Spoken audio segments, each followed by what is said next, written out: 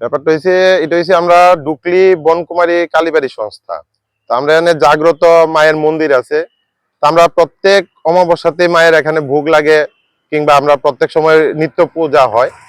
আজকে প্রতিদিনের নাই, আজকেই আমাদের পুরোহিত সকালে যখন মায়ের জল তুলসী দেওয়ার জন্য আসলো, তখনই ব্যাপার দেখতে পারলো যে মন্দিরের গ্রিলটা, মানে যে আমাদের তালাটা আছে, তালাটা খোলা।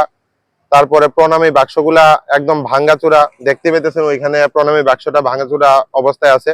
ওইখানে প্রত্যেক দিনে মানে আমাদের পুণ্যার্থীরা যারা যে পয়সা করি মা মন্দিরে অর্পণ করে, ওইগুলো নিয়ে গেছে।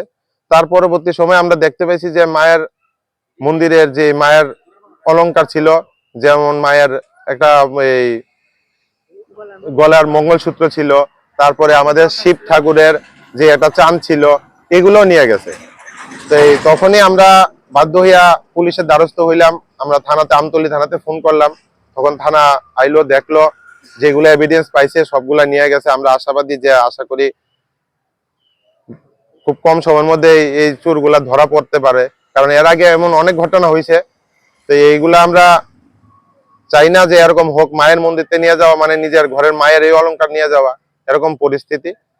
তাই ব্যাপারটা মনে হইতেছে, যতটুকু আমরা আশা করি যে বিভিন্ন এখন সময় তো অনেক সময় নেশা টেশার কারবারই থাকে মানুষ, এগুলোই এই সমস্ত কাজ করে না। ভদ্র মানুষ তো আর চুরি করতে আইতো না, আর পেটের দায়ও কেউ করে না। তাই আমরা সবাই মিলে উপস্থিত হইলাম, এলাকাবাসী উপস্থিত হইয়া সেরা থানাতে ফোন করলাম। থানা বাবুর আইলো, আয়া দেখলো, দেখা কথাবার্তা কইলো। দাদাও আশ্বস্ত করছে যে হয়তো আমরা খুব কম সময়ের মধ্যে চোরটা ধরবো। এই বিষয়টাই আজকে হইলো আর কি। সব তাই লেগে এলাকাবাসী এখানে একত্রিত জড়ো হয়েছি। এটা হইলো আমাদের ডুকলিতে বনকুমারী কালীবাড়ি সংস্থা মন্দির। আমরা ডুকলিতেই অবস্থিত আর কি, ইস্ট বাজার ঘাটে অবস্থিত আর কি।